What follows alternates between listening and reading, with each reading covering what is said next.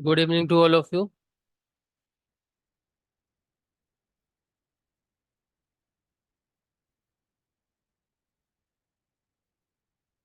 तो आज हम सॉल्व करेंगे दिसंबर 2023 के 10 क्वेश्चंस, 5 पार्ट बी के 5 पार्ट सी के। 40 क्वेश्चन हम ऑलरेडी कर चुके हैं, तो आज 50 क्वेश्चन हो जाएंगे और 50 क्वेश्चन का ही हमारा टारगेट था। तो अब जैसे कि 40 क्वेश्चन सॉल्व होने के बाद क्वेश्चन मिलना काफी मुश्किल हो जाता है, फिर भी मैंने कोशिश करी है कि क्वेश्चन आपको जो कर सकते हैं वो लिए जाएं। ठीक है, तो आइए स्टार्ट करते हैं।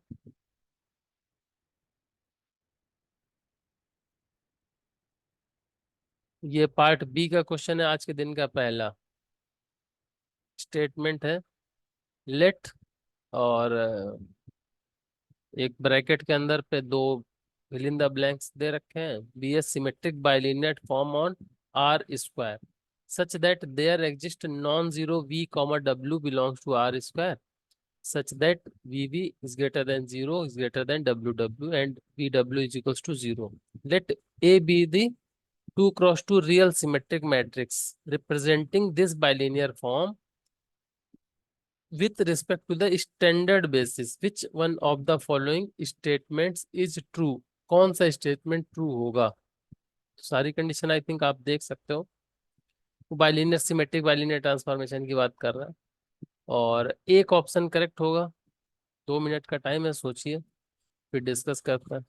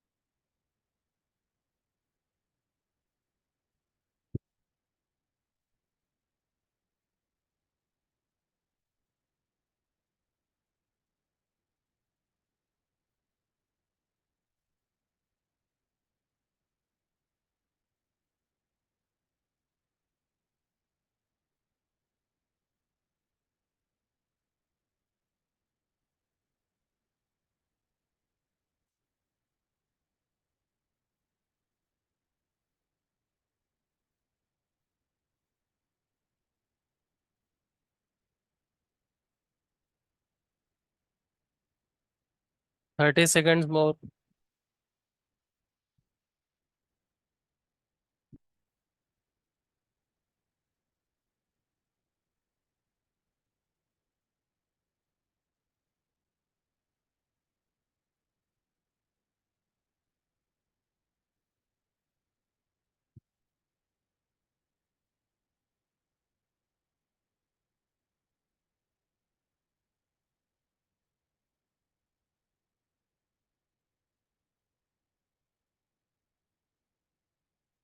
नीलेश जी एक्सप्लेन कीजिए। जो हमको बाइलिनियर फॉर्म दिया है, हम्म। इनर प्रोडक्ट बी कॉमा का जो तो ग्रेटर देन जीरो है। और सर एक जीरो मतलब लेस देन जीरो। हम्म। सर इसका यस। मतलब ग्रेटर देन जीरो मतलब पॉजिटिव डेफिनेट है, और लेस हम्म। देन जीरो मतलब नेगेटिव डेफिनेट। हम्म। सर तो ये मतलब दोनों तो एक साथ नहीं हो सकता सर। हम्म।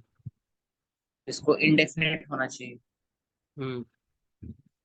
सर इनडेफिनेट के लिए एक एग्जांपल ले सकते हैं, जैसे ए इक्वल टू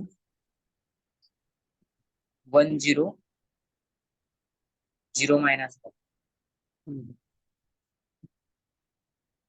सर इसका ए स्क्वायर करेंगे तो आई आएगा, ठीक है। तो ऑप्शन वन डिस्कार्ड हो जाएगा। हम्म। रैंक टू आएगा तो थ्री भी गलत हो गया। ठीक है। ठीक। तो इनडेफिनिट है तो एक तो नॉन जीरो, मतलब इसके रेंज में क्या आ जाएगा, माइनस इन्फिनिटी से इन्फिनिटी ना। हम्म। तो एक तो हाँ, नॉन जीरो वेक्टर एग्जिस्ट कर जाएगा। Only option 4 is correct. Very good. Sir इसका क्या मतलब है, u comma W equals to 0?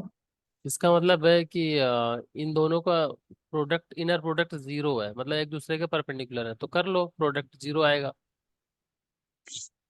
1 0 और 0 - 1 इनका प्रोडक्ट करोगे तो जीरो नहीं आएगा, मतलब ये ऑर्थोगोनल है ऐसा बोल रहा है। सर एक बार क्वेश्चन गलत समझे। ऊपर से।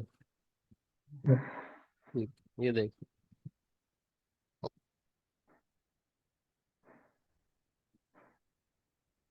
ये सिमेट्रिक बाइनरी फॉर्म है तो इसमें हम मतलब कैसा पता चले कि बाइनरी फॉर्म मतलब किस फॉर्म में लिखी जाएगी हमारी।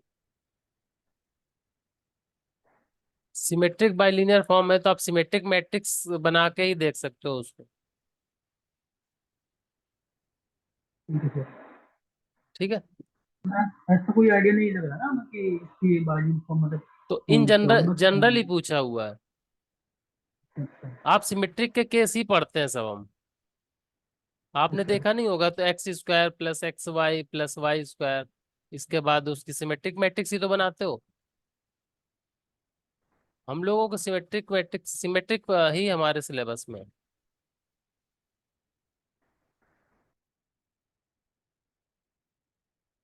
ये रियल का क्वेश्चन है और थोड़ा सा पेन चलाना पड़ेगा, लेकिन मुझे उम्मीद है कि आप लोग अटेम्प्ट कर पाओगे इसको। 2 मिनट का टाइम है।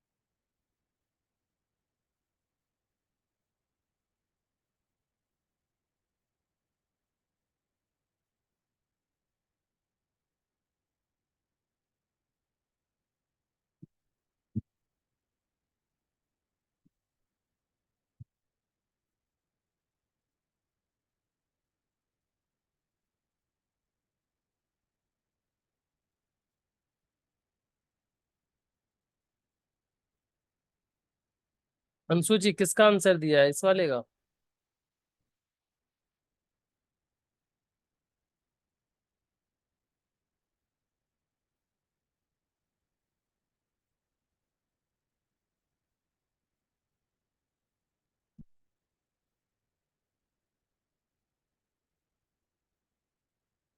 एक्सप्लेन कीजिए।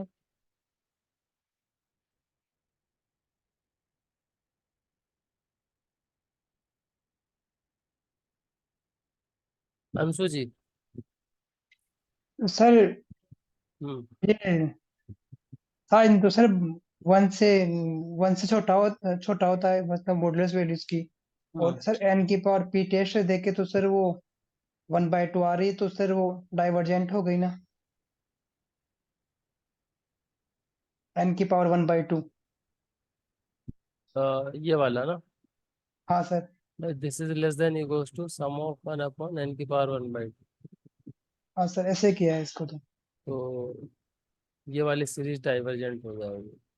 तो ये अगर डाइवर्जेंट हो जाएगी तो ये बोल सकते हो कि ये वाली डाइवर्जेंट है, छोटी वाली। नहीं सर, ये कन्वर्जेंस केस में होता है ना। हाँ, अगर ये कन्वर्जेंट है, बड़ी वाली कन्वर्जेंट, तो छोटी वाली कन्वर्जेंट बोल सकते हैं।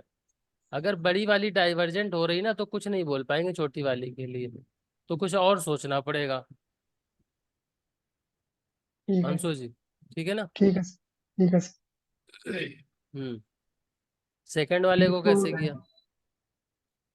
सेकंड को कैसे किया? सर इन्फिनिटी रख दिया सर, 0 पे कन्वर्ट। और वैसे प्रसार भी कर सकते हैं ना सर इसका। इन्फिनिटी रख दिया, log 1 क्या लिखे, उससे क्या हुआ?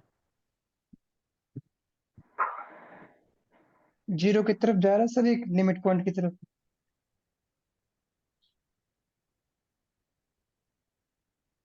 सीरीज में ऐसे चेक करते हैं क्या? नहीं सर, ऐसे नहीं करते हैं। सर वो सेकंड वाला कन्वर्जेंट है सर, फर्स्ट वाला सर डाइवर्जेंट एक्सपो हो जाएगा। सुनील जी क्या कह रहे हैं? सर मैं बोल रहा हूँ कि इसका जो ए है, ए पार्ट इसका डाइवर्जेंट होगा और बी पार्ट इसका कन्वर्जेंट होगा। ये डाइवर्जेंट होगा यस सर। कैसे? सर इसका हम एक्सपेंशन भी करेंगे, एक्सपेंशन करने के बाद अ, तो इसमें हम को एन कॉमन ले लेंगे। एन की पावर ओमेगा बाहर रहेगा ही रहेगा। तो ऊपर जो वैल्यू अगर इसकी हम अंदर मल्टीप्लाई भी करते हैं तो कन्वर्जेंट, मैं फिर इसका एक्सपेंशन कर देता, एक्सपेंशन करके इसमें केस के लिए टेस्ट लगाया तो वहां पर ये कन्वर्जेंट डाइवर्जेंट आ रहा है। नहीं सर, वो जो बी वाला है ना सर, हम्म। एक्सपेंशन एक्सपेंशन करते हैं तो सर 1/n² को सब बाहर लेते हैं ना, तो सर इसको फिर अपन वो वीएन मान सकते हैं। तो सर 1/n² तो कैंसिल हो जाएगा, फिर वो सर कन्वर्ट कर जाएगा। तो पी टेस्ट से ये 2 आ रहा है ना सर, तो वहां से कन्वर्जेंट हो जाएगा ये लोग वाला, मतलब ये लोग कॉस्ट ये ऑफ वन वाला। प्लस वन अपन। हाँ सर, ये कन्वर्जेंट हो जाएगा। इसका भी सोचो, नीलेश जी बताएंगे। सर फर्स्ट वाला हम तो डिरिचलेट टेस्ट लगा सकते हैं। ए एन को साइन वाला मान लेते हैं और बी एन नीचे वाले को। ये an हो जाएगा, ये वाली bn हो जाएगी, मतलब 1/, ना? यस तो ये सर। डिक्रीजिंग सीक्वेंस है। और ऊपर वाला बॉन्डेड है एक ए एन। ये बाउंडेड हो गई, ठीक है। तो an इंटू bn क्या हो जाएगी? कन्वर्जेंट, ठीक है। बिल्कुल सही बात है, पहला अगर कन्वर्जेंट है तो ऑप्शन बी ये करेक्ट, इनकरेक्ट है ना? ठीक है, सेकंड के लिए। सर इसका तो दो तरीका है कि log 1 + x less than or equal to X होता है। तो वहां से less than or equal to N square हो जाएगा, तो एन स्क्वायर वाला। Less than equals to 1/n² हो जाएगा, ठीक है। ठीक है, तो यहीं से देख सकते हो कि पी टेस्ट से कन्वर्जेंट, ठीक है। बोथ और convergent, option 3 is correct. I think clear हो गया होगा सभी को। कुछ टेस्ट है, कुछ कुछ रिजल्ट है, डायरेक्ट क्वेश्चन आते हैं, वही सब घुमा फिरा के फंक्शन दिया रहेगा और वही टेस्ट लगते हैं, कोई एक्स्ट्रा नहीं लगेगा। पी टेस्ट लग जाएगा आपको, एबिल्स टेस्ट, डिरिचलेट टेस्ट, और इसकी कई बार आपको नेसेसरी कंडीशन ही फेल कर रहा होगा, तो वहां से देख सकते हो। तो एक बार रिवाइज कर लीजिए, और क्वेश्चन अगर आपके रेंज का आता है तो करके आइए। ये कॉम्प्लेक्स का क्वेश्चन है, इसको सोचिए जरा। हर एक ऑप्शन के बारे में देखिए, अगर डिस्कार्ड आप अगर 4 में से 2 ऑप्शन डिस्कार्ड भी कर लेते हो तो भी उसके सही होने के चांसेस बढ़ जाते हैं।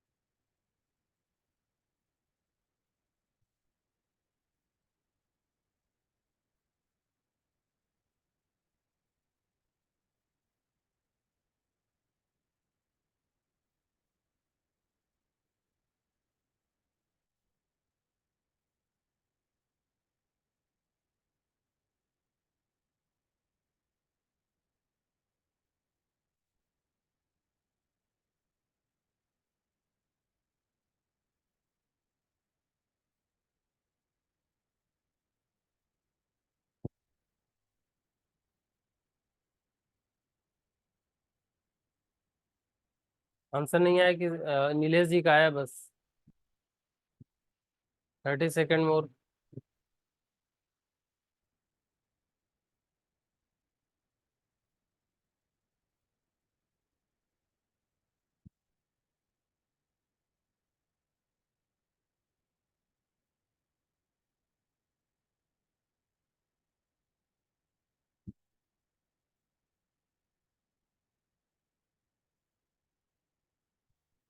गीता जी क्या लग रहा है?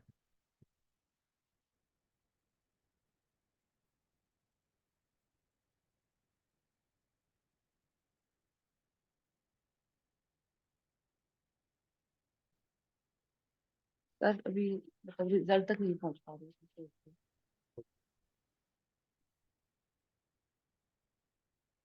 सुनील जी।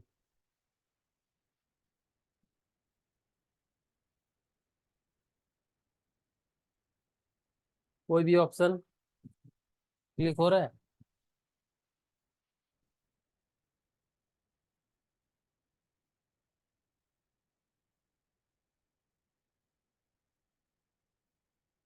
नीलेश जी क्या लगता है आपको?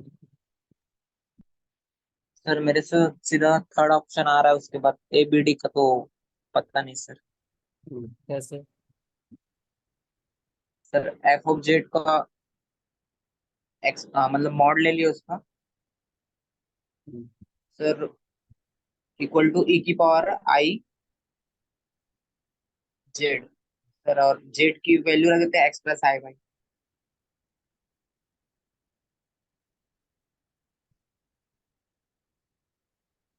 हम्म, तो इसको सॉल्व कर लेते हैं।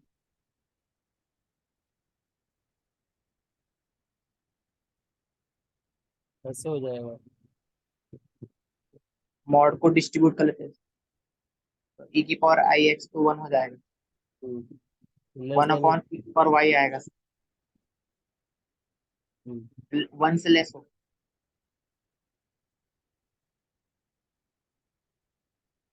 सर बाउंडेड आ रहा है। तो ई की पावर वाई ग्रेटर देन 0 है। 1 अपॉन ई की पावर वाई लेस देन 1 ही होगा ना? यस सर, क्योंकि y ग्रेटर देन 0 दिया ना, h। हाँ since Y is greater than 0। ठीक है। हाँ ठीक है। पहले अगर डायरेक्ट ही आपकी आ रही है बाउंडेड, तो आप यहाँ से देख सकते हो ये लेस देन इक्वल टू 1 मतलब एक तरह से ओपन यूनिट डिस्क टाइप हो जाएगा ना। अगर सी के साथ ओपन यूनिट डिस्क है, अगर आप बाकी ऑप्शन सोचे अभी, मीन्स ऐसे आएगा ना, ऐसे कुछ। तो अगर इसके साथ हम इंटरसेक्शन कर भी देते हैं तो ये वाला पार्ट आ जाएगा, तो ये कह रहा है काउंटेबल, ये गलत हो जाएगा। सी से 0 को रिमूव करेंगे वही एच आएगा, नहीं ऐसा तो नहीं है, बहुत ये सारा आ जाएगा, ये सारा पॉइंट आ जाएगा। F H is a convex set of सी।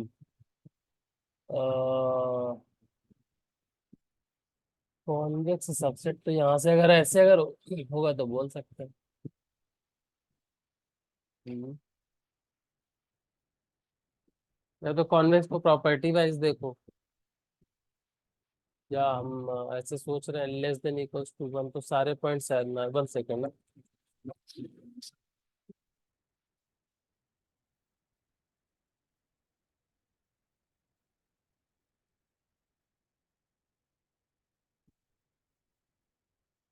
हम्म। तो एक बार इसके बारे में सोचिएगा, इसका एग्जैक्ट यही बनेगा क्या? बाउंडेड तो आ जाएगा, और लेस देन वन आएगा, तो वन के बाद कितना लेस, क्या जीरो तक तो नहीं जाएगा, है ना? सर कोई पॉइंट। काउंटेबल कैसे, मतलब अनकाउंटेबल कैसे आया? एच क्या है? एच तो हमारा पूरा है, upper half plane. Upper half plane, है हाँ। ना? और ये तो ऐसे आ रहा ना, कुछ जीरो से बाउंडेड आ रहा ना, एफ एच। हम्म। तो एफ एच अगर इसका इंटरसेक्शन करेंगे तो ये वाला पार्ट तो आएगा ही। हाँ यस, मतलब तो इसमें ये, अनकाउंटेबल पॉइंट्स हाँ, आएंगे। तो ये अनकाउंटेबल पॉइंट आएंगे। हाँ। अब लेकिन वो बाउंडेड कितना बाउंडेड है ये नहीं पता चल रहा, तो कॉन्वेक्स सबसेट की गारंटी तो नहीं ले पा रहे, लेकिन इसको काउंटर भी नहीं मिल रहा है, यहाँ से तो नहीं मिल रहा है कम से कम, है ना? तो सभी पॉइंट के निकालें। हम्म। क्या ये कुछ होल्स होल्स टाइप के होंगे क्या इसमें? ई की पावर आई वाई, मतलब जो माइनस वाई था, वाई के सारे पॉइंट मिलेंगे कि नहीं, वो थोड़ा चेक करना पड़ेगा। ठीक है, तो इसको देखिएगा, फोर्थ ऑप्शन आप लोग चेक करना। ठीक है, बाकी डायरेक्ट प्रूव हो रहा है कि ऑप्शन 3 इज करेक्ट। ठीक है। पहला वाला इसलिए गलत हो रहा है क्योंकि जीरो के अलावा भी और कोई पॉइंट स्किप हो रहा है। और क्या, सारा ही स्किप हो जाएगा। एफएच में। वन के बाहर के तो सारे ही हो जाएंगे। Yes sir. वन के, ठीक।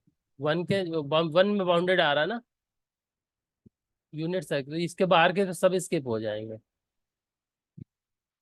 यस।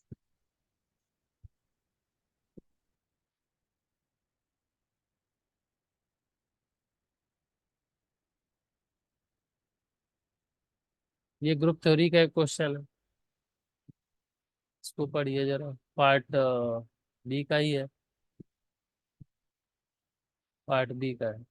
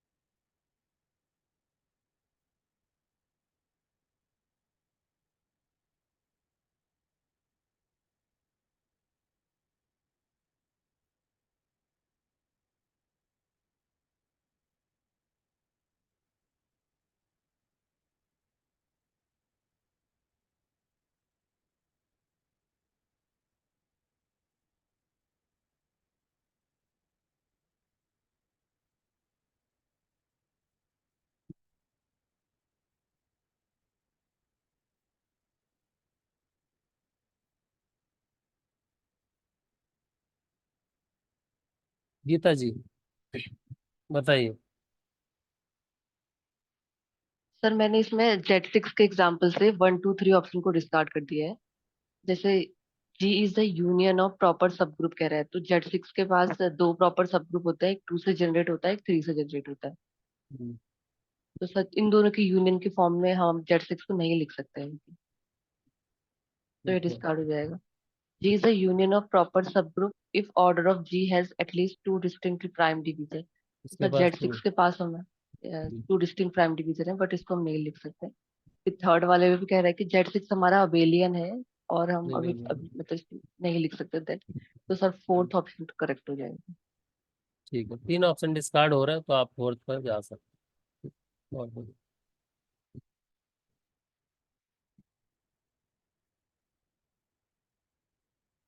ये भी पार्ट बी का क्वेश्चन है।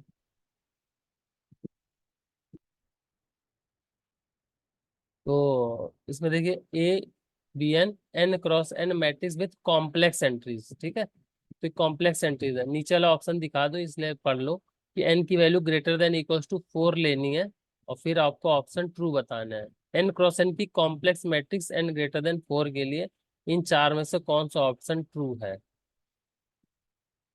ठीक है, 2 मिनट है आपके पास। मैं लिख देता हूँ फिर से। एन की value greater than equals to 4 है और एंट्रीज कहाँ से है, कॉम्प्लेक्स से। देखिए जरा, एक ऑप्शन ट्रू होगा।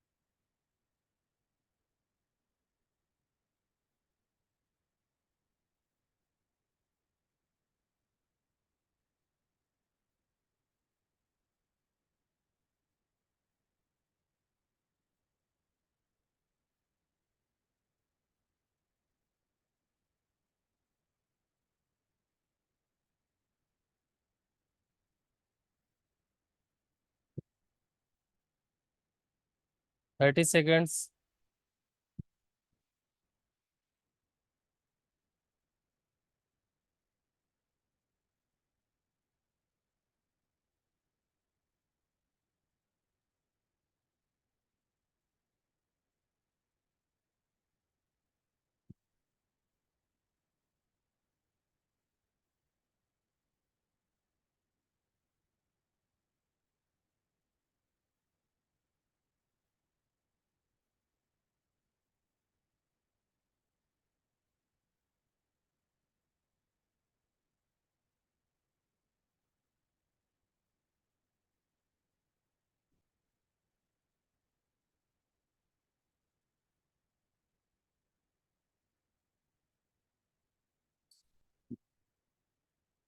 नीलेश जी,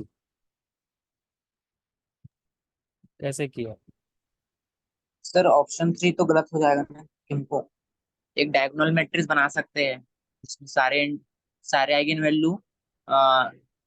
कॉम्प्लेक्स ले लो या एक भी कॉम्प्लेक्स ले लो ना, यस जब कॉम्प्लेक्स ही एंट्रीज है, ठीक है। और सर। और इनवेरिएंट सब स्पेस मतलब T W is subset of W इस टाइप का होता है। W is the subset of the, ठीक है। सर बोल रहा है कि A does not have any non zero invariant subspace. Invariant का मतलब, सर मतलब टी डब्ल्यू जो आएगा वो डब्ल्यू में ही कंटेन करना चाहिए। इसका वन वन से रिलेटेड है क्या कुछ। नहीं सर, वो तो अलग है। मतलब ये वाली प्रॉपर्टी होल्ड करनी चाहिए। यस सर, इनवेरिएंट सब स्पेस का डेफिनेशन यही होता हम्म, हाँ, फिर फर्स्ट के लिए है। सर आइडेंटिटी ले लेते हैं, ए इक्वल टू आई ये और डज क्रॉस। Not happen. हाँ, इजी तो। तो आई डब्ल्यू होगा सर, आई डब्ल्यू तो कंटेन करेगा डब्ल्यू में। हम्म सर ये बोल रहा है A does not have any non zero invariant subspace. हम्म, सर वैसे ही A square equal to I लेंगे फोर्थ के लिए, तो वो ठीक है। भी हो जाएगा। ठीक है, इसके लिए एग्जाम्पल बता दो कोई।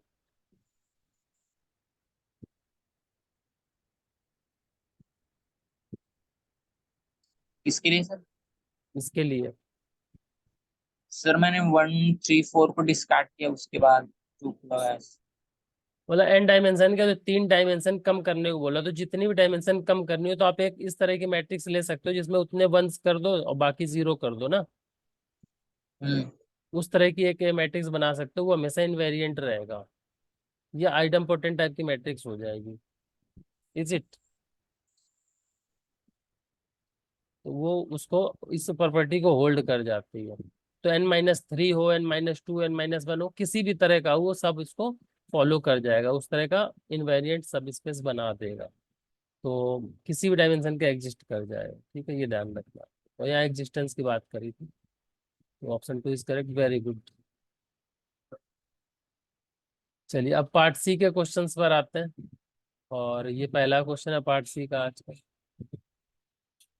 आसान सा क्वेश्चन है, बट दिया इस तरह से है कि आपको थोड़ा सा मेहनत ज्यादा करनी पड़ सकती है। नए तरीका का क्वेश्चन है, पहली बार इस तरह से थोड़ा चीजों को इलेबोरेट करके पूछा गया है। वैल्यू नहीं दे रखी के लिए पूछा गया।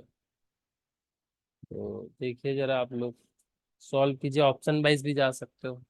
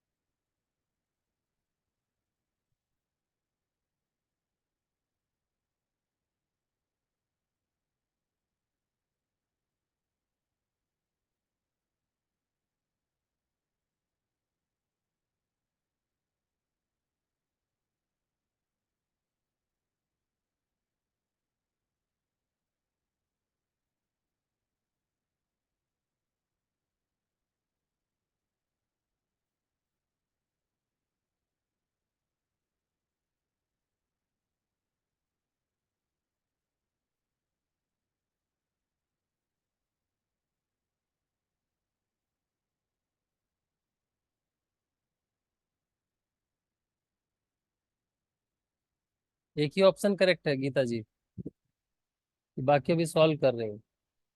सर अब एक ही आया करेक्ट इसमें। ओके।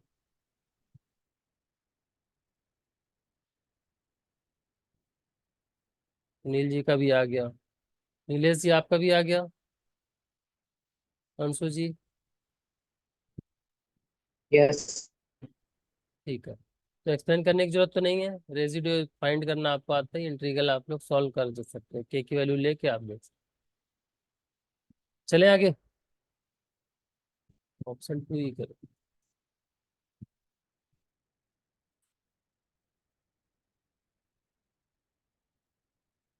ये देखिए, ये भी अच्छा क्वेश्चन है। अभी भी देख लो, ये हम लोग 20 क्वेश्चन ऑलरेडी सॉल्व कर चुके हैं पार्ट सी के, अभी ये 20 के ऊपर कर रहे हैं। तो क्वेश्चंस होते हैं, और आप अगर 12-15 क्वेश्चन भी सही अटेम्प्ट करके आते हो तो नेट क्वालिफाई हो ही जाएगा बड़ी अच्छी रैंक से। तो क्वेश्चंस होंगे आपके रेंज के भी होंगे, भरोसा रखना है खुद पर बस। जो भी क्वेश्चन लेना है उसको सही करके आना।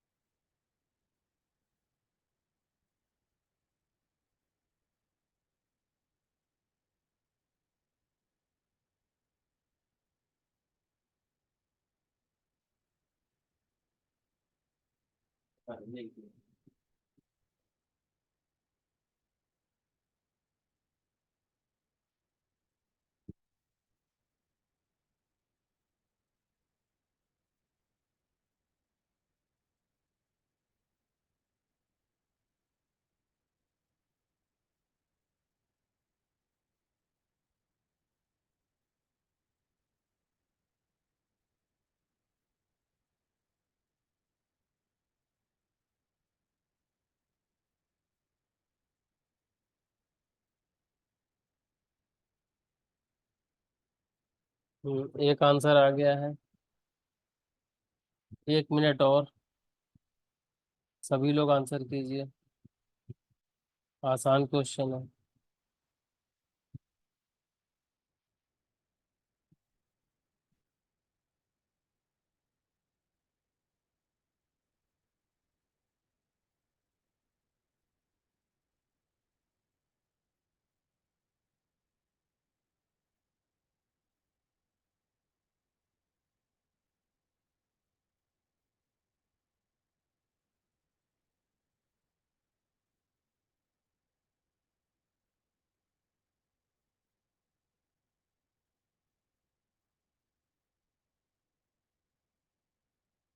गीता जी एक्सप्लेन कीजिए। सर हमें इस क्वेश्चन में ए का करेक्टरिस्टिक पॉलिनोमियल दिया हुआ है, मैट्रिक्स ए का। हम्म, तो सर मैंने उसको सॉल्व करके आइगन वैल्यूज निकाल दी, जो कि आ रही है 1 - 1 और 2। 1 - 1 और 2। Yes sir. तो ठीक है। पहला ऑप्शन कह रहा है कि ए पॉजिटिव डेफिनेट है सर, इसमें निगेटिव आइगन वैल्यू भी मिल रही है, तो वो रॉन्ग हो जाएगा। हम्म, फिर हम ए स्क्वायर के लिए देखेंगे तो आइगन वैल्यू का स्क्वायर कर देंगे, हम्म, तो वो सारी पॉजिटिव आ रही है, तो ए स्क्वायर पॉजिटिव डेफिनेट हो जाएगी। सही। और फिर सर जो ये मैट्रिक्स से करस्पॉन्डिंग जो हमें बाइलिनियर फॉर्म मिल रही है, इसके लिए भी हम बोल सकते हैं कि वो एक इंडेफिनिट फॉर्म है। तो फिर हम्म, हमें एक नॉन जीरो भी मिल जाएगा जिसका इनर प्रोडक्ट 0 होगा, बहुत बढ़िया। और रैंक भी हमारी 3 हो जाएगी सर। ये कह रहा है कि रैंक 2 होगी, ये रॉन्ग हो जाएगा। देखिए बहुत इजी कॉन्सेप्ट था, बड़े अच्छे से बताया गीता जी ने। Very good. और ऐसे ही क्वेश्चंस आपको पिक करने एग्जाम में जिस पर आप पूरा प्रॉपरली श्योर हो कि हाँ इसको मैंने सही अटेम्प्ट किया है। तो देखिए कितना 30 सेकंड से ज्यादा टाइम नहीं लगा एक्सप्लेन करने में। ऐसे ही क्वेश्चन को पिक करना एग्जाम में, 10 से 12 क्वेश्चन पहले कर लो, और उसके बाद अगर तुक्का लगाना है तो लगाओ। वैसे 10 क्वेश्चन तो हर बार बड़े आराम से मिलेंगे आपको, 20 भी मिलेंगे। ठीक है, बस खुद सर पर सर भरोसा वो बनाए। सर तीसरा रिपीट कर दो सर। तीसरा ऑप्शन, हाँ सर, वो तीनों तो सही आ गए, लेकिन तीसरा बता दो दोबारा, बाइलिनियर ने सिर्फ पढ़ा नहीं है तो बता दो। देखिए क्या होता है कि जो इनडेफिनिट फॉर्म होती है उसकी रेंज होती है -∞ से +∞ तक। मतलब उसके जो भी वेक्टर्स होंगे, जिस भी जैसे R³ में, तो R³ में XYZ वेक्टर्स, ये इस तरह की फॉर्म, जब ये इसकी आइगन वैल्यूज कहाँ से कहाँ तक लाई करेंगी, -∞ से ∞ तक के बीच की। मतलब उनके वेक्टर्स कैसे होंगे, वो माइनस में भी प्लस में भी कैसे भी होंगे। तो जब अगर ऐसा होगा तो एक नॉन जीरो वेक्टर, तो इसके बीच में जीरो आ रहा है कि नहीं आ रहा है, इसके बीच में जीरो आ रहा है ना। हाँ सर। तो एक ऐसा vector, non zero vector exist कर जाएगा जिसके लिए आप ये फॉर्म बना दोगे। ठीक है, एक एग्जांपल दूं। हाँ सर। चलिए एक ले लो, जैसे x² - y²। ठीक है, इसकी मैट्रिक्स बनाओगे तो क्या बनेगी,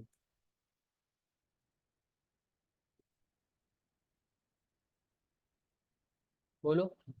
1 0 0 - 1 की मंदिर, बनेगी। हाँ। हाँ सर। अब मैं कहता हूँ कि इसका ये इनडेफिनिट मैट्रिक्स है। ठीक है, क्योंकि इसकी एक आइगन वैल्यू 1 है, एक आइगन वैल्यू -1 है। मतलब इसकी जो रेंज आएगी -∞ से इन्फिनिटी तक आएगी। ठीक है, अब मुझे एक नॉन जीरो वेक्टर पता करना है जिसके लिए जीरो दे दे। तो कोई ऐसा वेक्टर आप बता सकते हो मुझको। मैं तो अनकाउंटेबली मैं नहीं बता सकता हूँ। जिसके लिए नॉन जीरो वेक्टर हो फिर भी ये जीरो दे दे खुद से इनर प्रोडक्ट, बोलो। 1,1 हो जाएगा सर। है ना, तो ये 1,1 एक हो जाएगा वेक्टर, ये नॉन जीरो वेक्टर है अगर v की वैल्यू में मान लूं। Yes sir. अंशु जी, अब इसका मैं इसके इसमें वैल्यू रखूंगा इनर प्रोडक्ट के बाद। तो इसमें x की वैल्यू क्या रखूंगा, 1, तो 1 का स्क्वायर, y की वैल्यू रखूंगा 1, तो 1 का स्क्वायर, क्या आ जाएगा, जीरो मिल जाएगा कि नहीं। ये नॉन जीरो था। इसी तरह से 1,1, 2,2, 3,3, ये जितने भी नॉन जीरो वेक्टर हैं सब इस पे जीरो दे देंगे। और ये तो कह रहा है कि एक एग्जिस्ट कर जाए, बिल्कुल एक तो एग्जिस्ट कर ही गया, और एक से ज्यादा भी एग्जिस्ट कर गए, है ना। उनके सबके ठीक है। स्केलर प्रोडक्ट भी कर पाएंगे। क्लियर। ठीक है सर।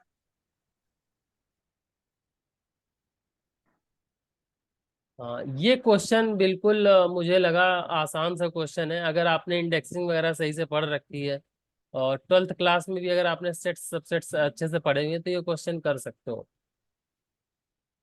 और मुझे तो बड़ा अच्छा क्वेश्चन लगा पर्सनली। आप 3 मिनट ले लो, सोचो और सही आंसर देने की कोशिश करो।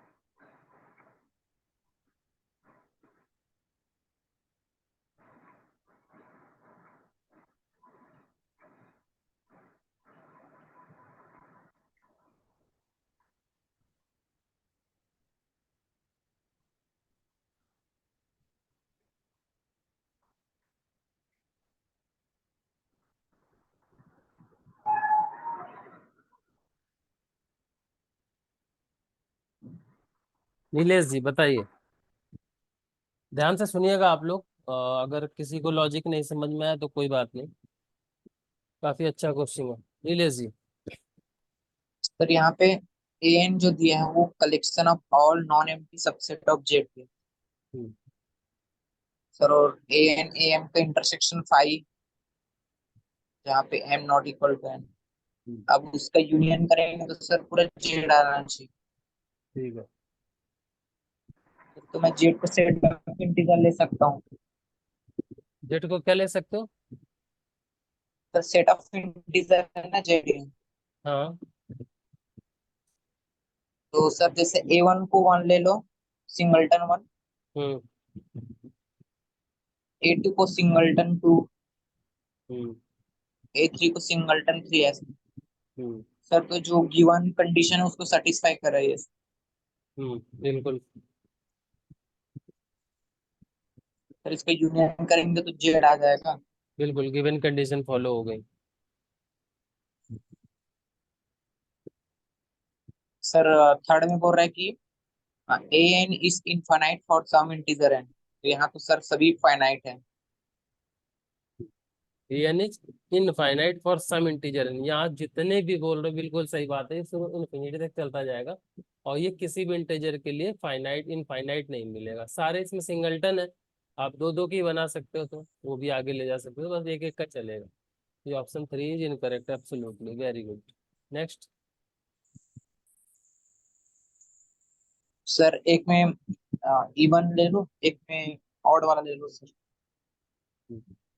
मतलब एक बार कह रहे हैं कि A1 इज इक्वल्स टू ले लिया 1 3 5 7 इस फाइव। तरह से, है ना। और A2 ले लिया 2 4 6 इस तरह से। तो ये भी इनफाइनाइट हो गया, ये भी इनफाइनाइट हो गया, इन दोनों का सम यूनियन करेंगे तो ये मिल जाएगा। बिल्कुल सही बात है। इससे कौन सा डिस्कार्ड कर देंगे? सर ए एन भी discuss one and three. N is finite for every integer, नहीं दोनों के लिए इनफाइनाइट। ये तो पहले वाले से, अच्छा हाँ उसी का। यहाँ पे जेड क्या है मेरे को समझ नहीं आ रहा। सेट सेट ऑफ इंटीजर हो गया ना, 1 2 sir 3 4 5। N greater than one दिया, ठीक। वो तो माइनस वाला पूरा कैसे निकाला? माइनस के लिए भी वैसे बना सकते हो। वो लिखा नहीं है, ठीक है, आपने जब पॉजिटिव इंटीजर ले लिया है तो पॉजिटिव इंटीजर तो नेगेटिव के भी इक्विवेलेंट होते हैं, कोई दिक्कत। तो ऑप्शन सर 4 ठीक एन करेक्ट। करेंगे तो हम्म। नीलेश जी कुछ बोल रहे हैं? ठीक है, क्लियर। ठीक है, तो इसका ऑप्शन ओनली 4 इज करेक्ट। मतलब एन क्या होगा, काउंटेबल होगा, चाहे फाइनाइट हो चाहे इनफाइनाइट हो, for every integer n. N को आप कहीं तक भी ले जाओ, उससे कोई फर्क नहीं। ठीक है, अच्छा क्वेश्चन था। और काफी माथापच्ची की होगी लोगों ने, और ज्यादातर गलत ही लगा के आए होंगे, लेकिन अच्छा क्वेश्चन था। इसको देखिए जरा। यहाँ पर पूछ क्या रहा है, नेवर बी ट्रू। ये जरूर देखना है, ठीक है। पूछ क्या रहा है, नेवर बी ट्रू पूछ रहा है। सर फर्स्ट तो नहीं होगा कभी। ये स्टेटमेंट ही है वैसे, है ना, 3 मिनट की जरूरत नहीं पड़ेगी।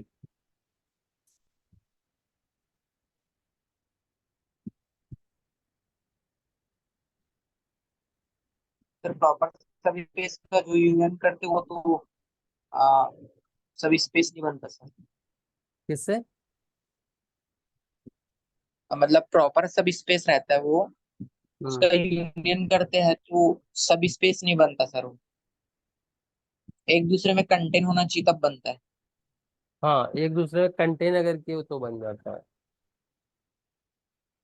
तो सर फर्स्ट तो कभी नहीं होगा फिर।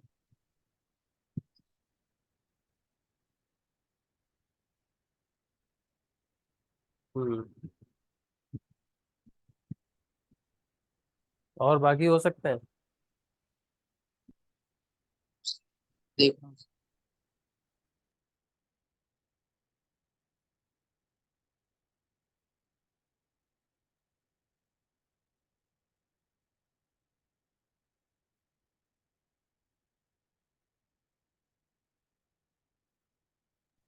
सर 3 और 4 तो हो सकता है सर,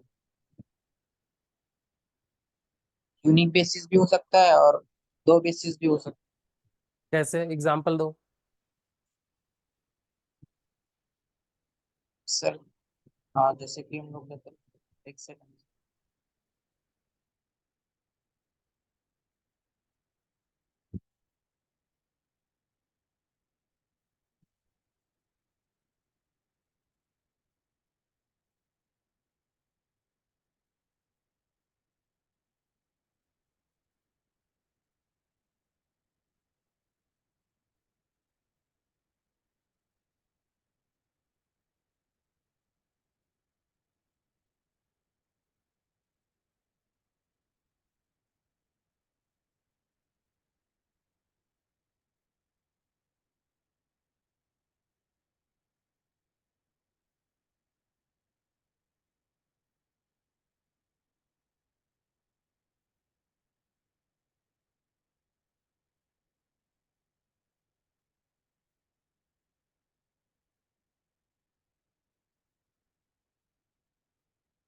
हम्म।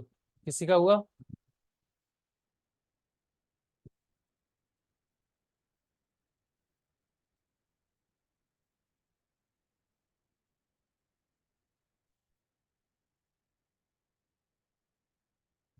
किसी का नहीं हुआ? ठीक है, ये बेसिकली ये थ्योरी पर क्वेश्चन है, ठीक है। इसकी थ्योरी एक बार देखिएगा जरूर। और इस तरह के कॉन्सेप्ट जून वाले पेपर में भी एक क्वेश्चन था, या शायद पिछले साल 2022 के दिसंबर में था। ये जो यूनियन ऑफ प्रॉपर सब स्पेसेस करके, या प्रिसाइसली टू वेक्टर बेसिस करके ऐसे क्वेश्चन आ रहा है, ये 2-3 बार से ही आ रहा है। क्या पता रिपीट हो जाए, तो ये वाला कॉन्सेप्ट आप लोग थ्योरी में रिवाइज करिएगा, ठीक है। और ऑप्शन चेक कर लीजिए कि कौन सा ऑप्शन इसका ट्रू है आंसर की से, ठीक है। इसमें ज्यादा कुछ है नहीं डिस्कस।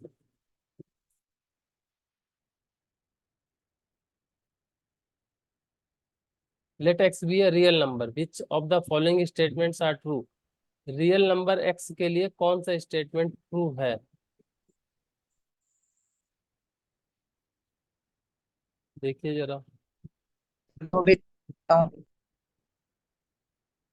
नीलेश जी। सर वो दो बेसिस रखता है, उसको बताऊं क्या सर? बताइए। सर जैसे एस लेते हैं ना, one hmm. Zero zero one, r square over r का होता है। हम्म। सर यहाँ पे एफ को फाइनाइट फील्ड लेना। हम्म।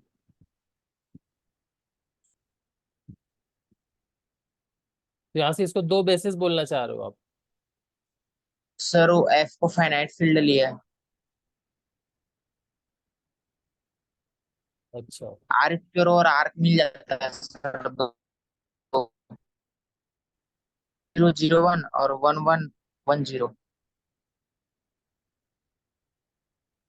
आवाज कट जा रही है आपकी।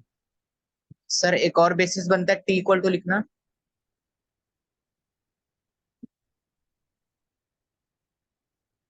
सर वन जीरो और वन वन वन जीरो। 1110, हाँ। ये सर दो बेसिस, आर स्क्वायर और आर का। यहाँ पे फाइनाइट फील्ड बोला है सर। इसके अलावा और नहीं बनेंगे? सर ये रिजल्ट रहता है ना कि वेक्टर स्पेस में have more than one basis. हम्म।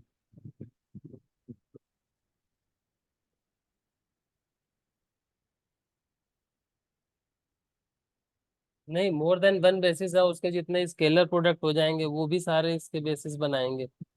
इसलिए मुझे तो डाइजेस्ट नहीं हो रहा है। अगर कोई थ्योरम पढ़ी है तो बताना, या कहने का सेंस कुछ अलग है तो ठीक है। सर ये रिमार्क करके लिखा था एक बुक में। हम्म, ठीक है, फोटो खींच के भेजिएगा। जब तक ओके। चेक कर लेंगे तभी कमेंट कर पाऊंगा।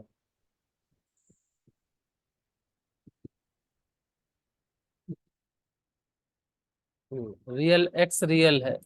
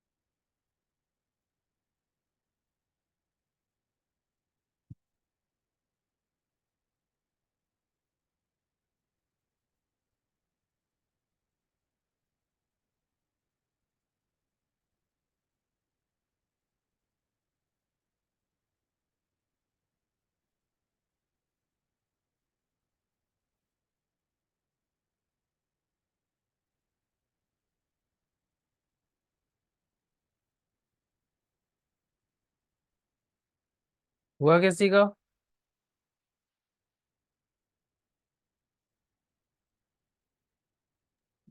सर फर्स्ट और सेकंड ऑप्शन तो आर्किमिडियन प्रॉपर्टी से ट्रू हो जाएगा।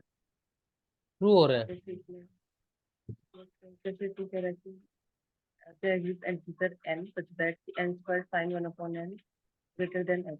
तो आर्किमिडियन प्रॉपर्टी ऐसा कहती है कि दो पॉजिटिव रियल नंबर के लिए सर एक नेचुरल नंबर एग्जिस्ट कर जाएगा कि n into sine 1/n greater than x रहेगा। तो यहाँ पर n स्क्वायर गिवन है तो यहाँ पे अप्लाई कर ग्रेटर देन एन हो जाएगा। Sir greater than x।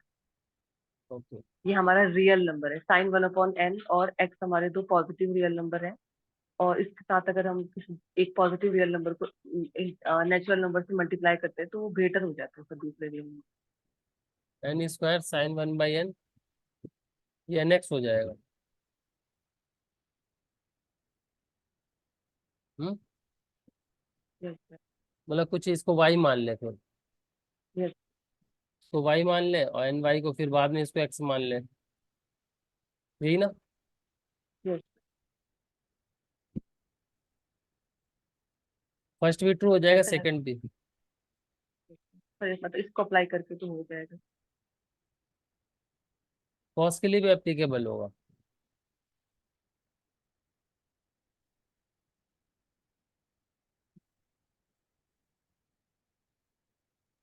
Sir यहाँ पे देयर एग्जिस्ट बोल रहा है ना, जैसे कोई भी हम जब रियल नंबर रखेंगे तो नेचुरल नंबर एक तो मिल ही जाएगा जिसमें cos बाई 1/n का प्रोडक्ट करके हुआ है, क्योंकि cos 1/n तो बाउंडेड होता है ना। तो हमारे अगर हम n को बहुत लार्ज ले लेंगे तो x से हमेशा बड़ा हो जाएगा। तो जैसे पहले में सही किया वैसे सेकंड में भी सही कर देंगे। ओके, ठीक है।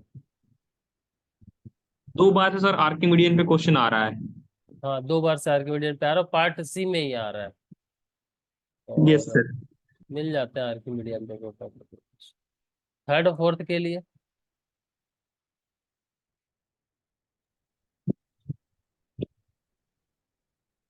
सर फोर्थ वाले में भी ऐसे ही करेंगे ना, n अपॉन लॉग n करके। और जो log n होता है वो लेस देन n होता है, तो वो किसी भी x से बड़ा हो जाएगा हमेशा। तो फोर्थ भी करेक्ट हो जाएगा, तो थर्ड नहीं हो पाएगा ना फिर। थर्ड नहीं होगा सर, क्योंकि जो e to the power n है वो n से पहले कन्वर्ज कर जाएगी, तो वो ये जीरो मतलब जीरो पे चली जाएगी। तो अगर हम x कोई पॉजिटिव नंबर ले लेते हैं तो वहां से नहीं होगा। हाँ, ठीक। 1 3 1 2 and 4 are correct. Thank you sir. तो ये थे 5 क्वेश्चन पार्ट सी के भी। इस तरह से 10 क्वेश्चन हो गए हैं और हमने 50 क्वेश्चन सॉल्व कर लिए। और उम्मीद करता हूँ कि आप लोगों को कॉन्सेप्ट रिवाइज हो गए होंगे अभी तक, और जिनमें कुछ कमियां हैं वो आपको पता भी लगा होगा कि कौन कौन से कॉन्सेप्ट को हमें दोबारा रिवीजन की जरूरत पड़ेगी। तो अभी बस रिवीजन पर फोकस कीजिए। और हमने बहुत सारे क्वेश्चन सॉल्व किए ऑलरेडी पिछले 1 महीने में। डेली 10 एक ही दिन ब्रेक लिया था, आई थिंक इंडिया पाकिस्तान के मैच वाले दिन, और बाकी हम कंटिन्यू थे। तो अभी बहुत ज़्यादा कुछ नया आपको दिमाग में भी नहीं रहेगा और बहुत ज़्यादा नया कुछ सीखने की जरूरत भी नहीं है। तो जितना पढ़ लिया वो सफिशियंट है। खुद को भरोसा दिलाइए इस चीज़ का कि उसी में से आप क्वेश्चन मिलेंगे और आप कर भी पाओगे, है ना। और मैं सर से बात करूंगा, और जब भी आपका टेस्ट पेपर शेड्यूल होगा, मिनिमम 3 क्वेश्चन पेपर तो मैं ट्राई करूंगा सर से बात करने की, क्योंकि वो उस वेबसाइट पे अपलोड करना वो सर को ही करना पड़ेगा। और उसके बाद बताएंगे आपको, इंफॉर्मेशन दे देंगे ग्रुप में। और अपना रिवीजन पर फोकस कीजिए, रिवाइज कीजिए तब तक। और कुछ भी अगर आपको लगता है तो आप कमेंट कीजिए, मैसेज कीजिए, रिप्लाई करेंगे। ठीक है। और कभी लगे कि सर क्लास रखनी है, ऐसे ही रखनी है बात करने के लिए, तो भी रख लेंगे। ठीक है। चलो then, take care of yourself, और खूब सारा अपने ऊपर भरोसा रखिए। और आप बहुत बहुत बहुत बढ़िया करने वाले हो एग्जाम में। Thank you so much to all of you.